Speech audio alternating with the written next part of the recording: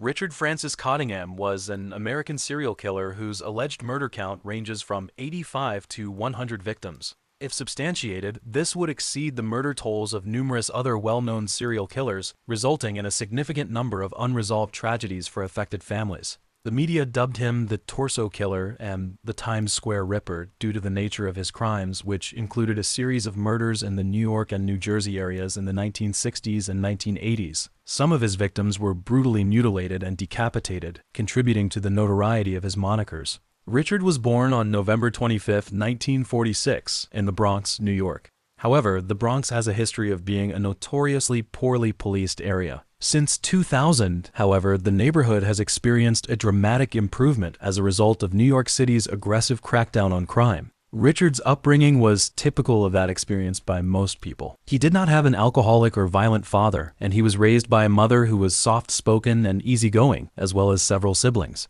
During Richard's childhood, the family resided in the Bronx for 12 uneventful years. It was not until 1958 that Richard's father secured employment, leading the family to relocate to Rivervale, New Jersey. Richard's father was employed as an insurance salesman and was typically absent, attempting to expand his customer base and business. Consequently, Richard, the eldest of 4 siblings, was responsible for assisting his mother with domestic tasks, which contributed to his perception of maturity beyond that of his contemporaries. Richard, who was more mature than his peers, experienced difficulties in forming friendships at school. He often went to and from school and ate lunch alone. While he was not bullied, his school life was not characterized by a positive emotional state. At age 14, Richard transferred to another school where he formed some friendships and developed an interest in pigeons. He proceeded to rear pigeons in his backyard, and his preferred pastime was to interact with them with his family. In addition to his affinity for pigeons, he was also a long-distance runner, and during his high school years, Richard was a starter on his school's long-distance running team. Subsequently, Richard was promoted to the position of Vice President of Metropolitan Life Insurance, a result of his father's efforts. He was initially employed by the company as an analyst, and while working, he pursued computer classes to enhance his abilities. His proficiency in computers enabled him to secure a position as a computer operator for Blue Cross Blue Shield in Manhattan at the age of 20. Richard, aged 21 at the time of the murders, may have been responsible for the first of these crimes, although there is also a possibility that other victims may have been involved and that their cases remain unsolved. The victim was 17-year-old Mary Ann Della Sala, who disappeared on January 24, 1967, while working at a grocery store in Hackensack, New Jersey. Despite a coworker offering to drive her home, she chose to walk at 9 p.m. that night. It is unfortunate that she did not arrive home. Her body was discovered 3 months later, on April 10th, in the Passaic River in Hawthorne, New Jersey. The precise cause of death was not definitively determined, but the police concluded that she had been killed elsewhere and then discarded in the river. The next individual to be discussed is Nancy Schiava Vogel, a 29-year-old married woman with 2 children. At the time of the incident, Nancy was preparing to leave her residence to engage in bingo with acquaintances at a local church in Little Ferry, New Jersey. However, she ultimately proceeded to Valley Fair Department Store, a location with which she had a history of patronage, as evidenced by receipts and purchases discovered in her vehicle. In the subsequent days, Richard initiated contact with Nancy and subsequently abducted her, transporting her to Ridgefield. The body was discovered 3 days later in a park. The victim was found naked and bound with rope, and the cause of death was determined to be asphyxiation due to strangulation marks around the neck. The body was also covered with a military blanket or car seat cover, which was originally on the floor of the vehicle, and her clothes were neatly folded under the back seat.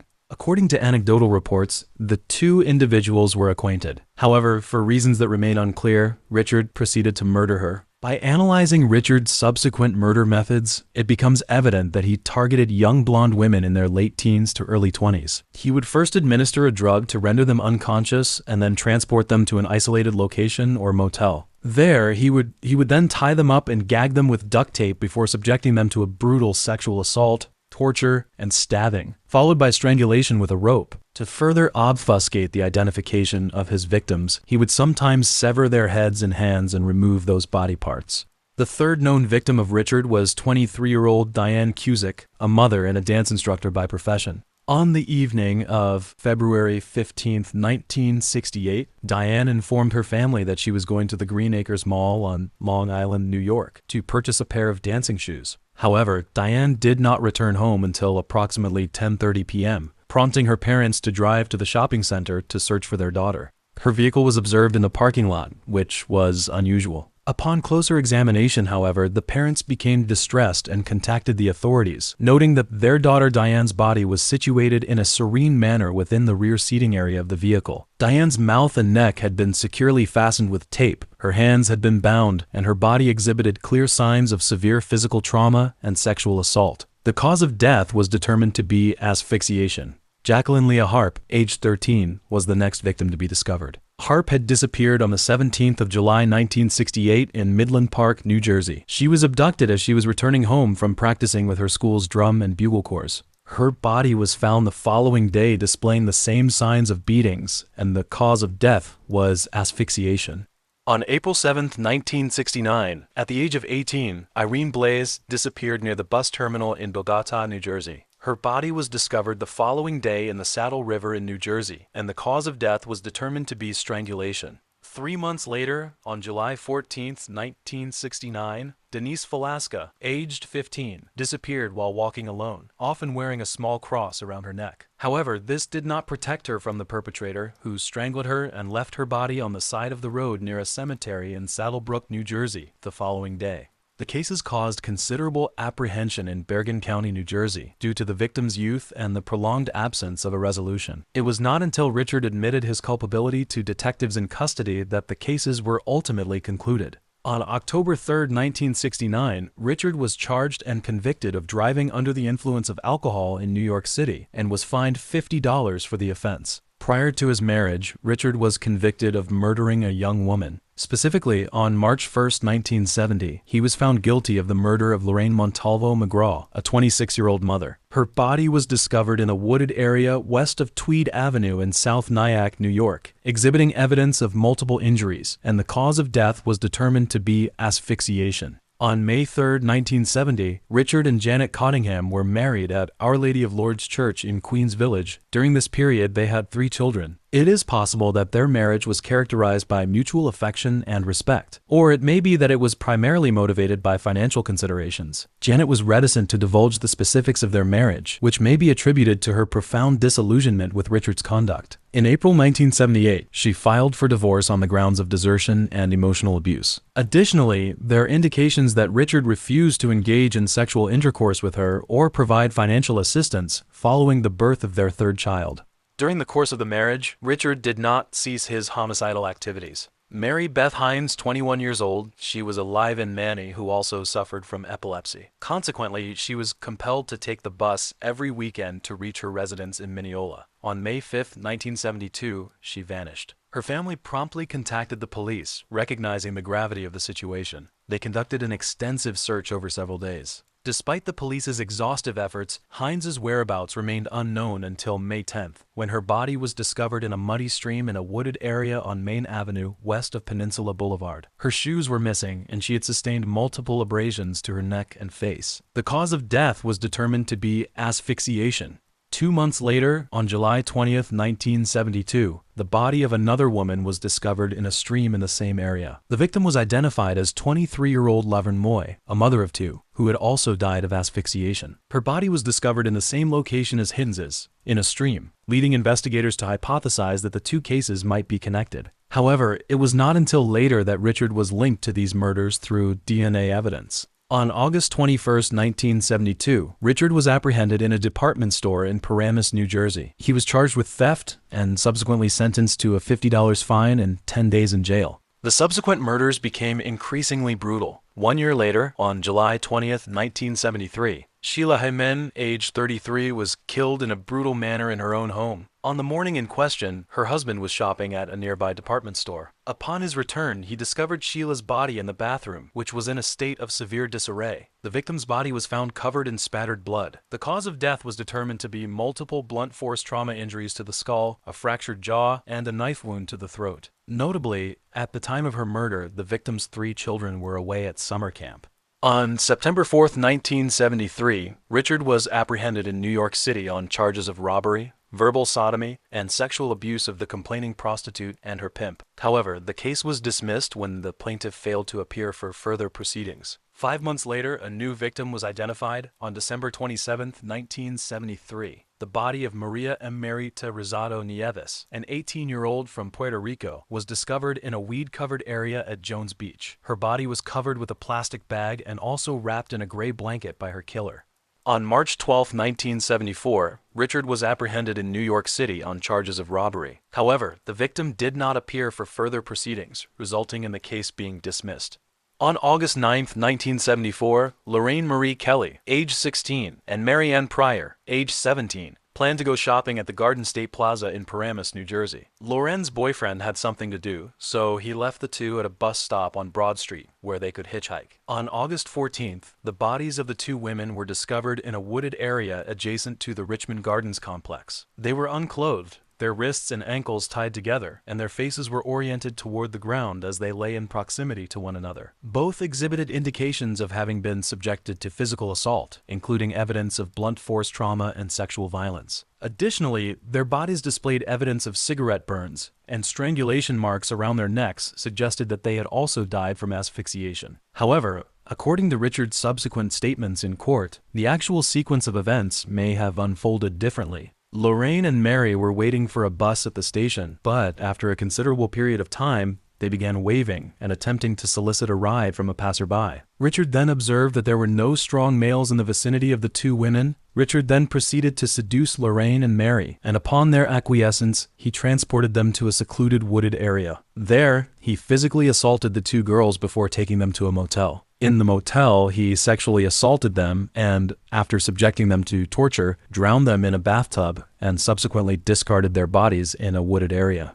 On October 7, 1974, 15-year-old Lisa Thomas left her residence in the early afternoon with the intention of purchasing a shirt at the Nanuet Mall. This was the final occasion on which her parents observed her, as she did not return to the family residence. The following morning, her father continued to search for her at the shopping mall, eventually venturing into the wooded area behind it. He was inconsolable upon discovering Lisa's body, which was positioned beneath a large tree. The girl's head had been fractured, and she was blindfolded with a crimson cloth that Lisa had kept in her handbag, which she often used to wipe her perspiration. Despite Richard's admission in 2022, the police continued their investigation into the deaths of both Lorraine, Montalvo, and McGraw, and Richard was not charged with murder. On the night of December 15, 1977, Richard abducted a young woman, 26 years of age, and an X-ray technician named Mary Ann Carr from a parking lot in the vicinity of his apartment. Her body was subsequently discovered in the parking lot of the victim was discovered at a local motel. The cause of death was determined to be strangulation. The victim had been bound at the wrists and ankles, and strangulation marks were present on the neck. Additionally, she was identified as Richard's first known victim, who resided in the vicinity of the Ledgewood Terrace apartments in Little Ferry. One of the survivors is Karen Schilt. On March 22, 1978, at the age of 22, she was employed as a waitress at Sunday's restaurant on 3rd Avenue in Manhattan. On the evening in question, she encountered an individual named Joseph Schaefer, who was, in fact, Richard. The encounter took place at the 3rd Avenue Tavern Bar. At the bar, Karen consumed several beers despite the fact that she was pregnant at the time. After leaving the bar, she experienced a sudden onset of dizziness, as if she had been drugged in her drink. Richard offered to drive her home, and after she agreed to do so, she lost consciousness. She does not recall anything after that until she regained consciousness. She was taken to a hospital in Hackensack, New Jersey, where she was treated by Officer Raymond Auger of the Little Ferry Police Department. At the time of her discovery, she was found in a parking lot with her breasts and genitals exposed. It was a hotel employee who found her and called the police. His actions startled Richard, which is why Karen survived.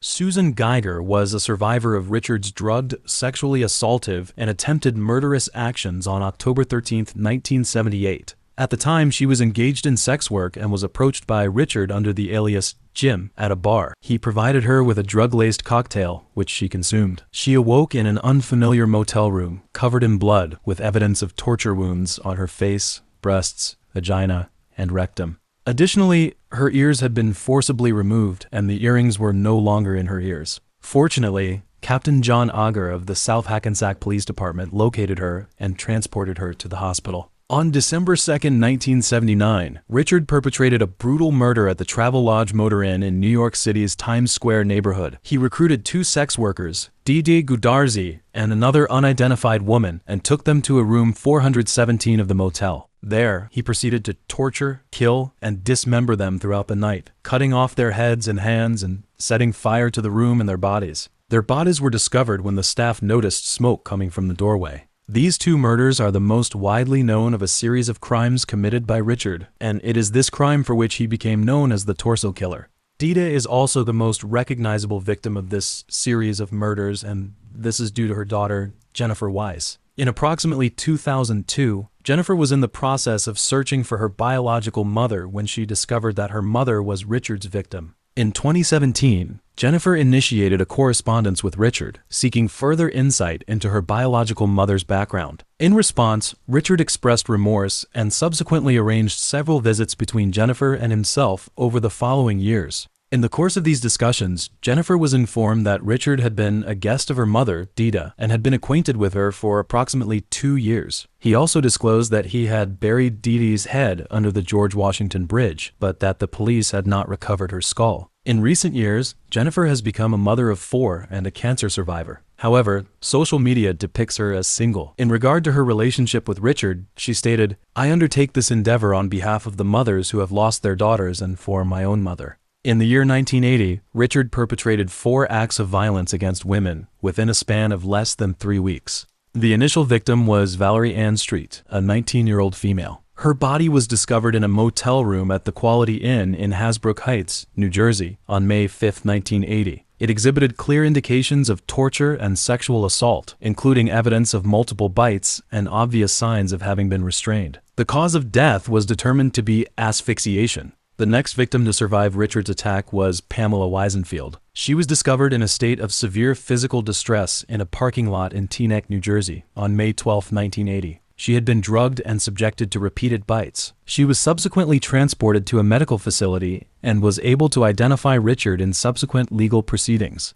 Mary Ann Joan Rayner, age 25, was discovered on May 15, 1980, at the Seville Hotel in New York City. She had also been subjected to brutal torture. Unlike the previous victims, Rayner's body was not dismembered. However, rather than severing her head or hands, he opted to slit her throat. Additionally, he excised her breasts and affixed them to the headboard. The cause of death was determined to be asphyxiation and throat slitting. Furthermore, Richard attempted to obfuscate the evidence by incinerating the body. In the early morning hours of May 22, 1980, Richard located Leslie Ann Odell, an 18-year-old sex worker, and transported her to the Quality Inn Motel in Hasbrook Heights. This was the same motel where he had killed Valerie. At that time, Richard offered to give Leslie a massage by sitting on her back, retrieving a knife, placing it to her throat, and then removing handcuffs and cuffing Leslie's hands. Richard then initiated a series of torturous acts, including attempting to bite off one of her nipples. During this process, Richard added, "You have to accept it. The other girls did it, you have to accept it. You are a sex worker and you have to be punished." Despite the circumstances, Leslie did not yield to her captor's demands. She retrieved a firearm from beneath the bed and attempted to use it against Richard. However, the weapon proved to be a mere prop, rendering her actions futile. Consequently, Leslie began to scream, and this time she was fortunate because the motel security personnel heard her and contacted the police, who promptly arrived at the scene and apprehended Richard. Subsequently, law enforcement personnel commenced a comprehensive examination of Richard's identity and background. Their investigation yielded a multitude of incriminating evidence, including handcuffs, an open roll of duct tape, S&M leather gear, a toy gun,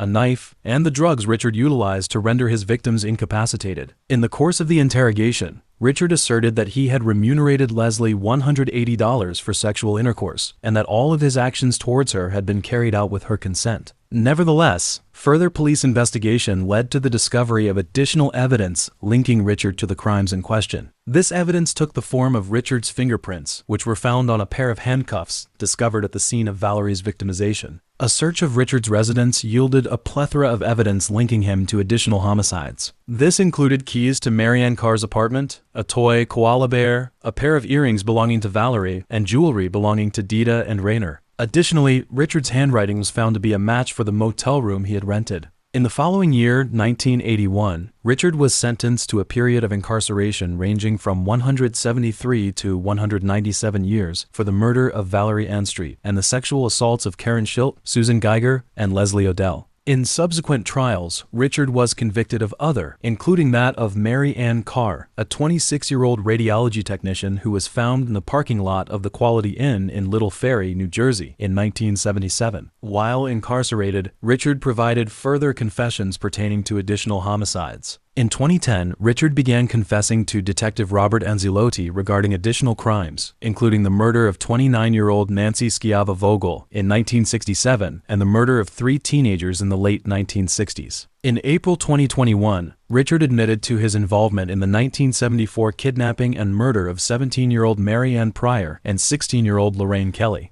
On December 5, 2022, Richard made a confession regarding the 1968 murder of 23-year-old Diane Cusick, which occurred outside a shopping center on Long Island, as well as the murders of 4 other women in the 1970s. Following his arrest and initial conviction, Richard attempted suicide on 2 occasions. He is currently in a state of deteriorating health, requiring the use of a wheelchair, and is still serving his sentence in a New Jersey correctional facility. It is a matter of historical record that the protection of women's rights and interests in American society was imperfect in the 1970s, particularly for those groups that were marginalized in society, such as sex workers. During this period in the United States, sex workers were often ignored by society.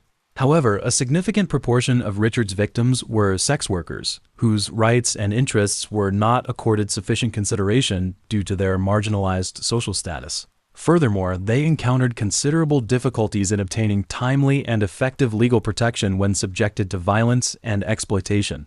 This situation is prevalent in numerous countries and societies, where sex workers frequently encounter discrimination and stigmatization. This not only constrains their access to social services and protection, but also amplifies their vulnerability.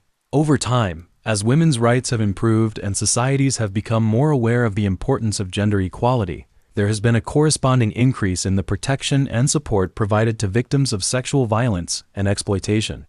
In general, while women's rights were not as vigorously safeguarded in the United States during the 1970s as they are currently, they have increasingly been emphasized and protected as time has passed and society has progressed.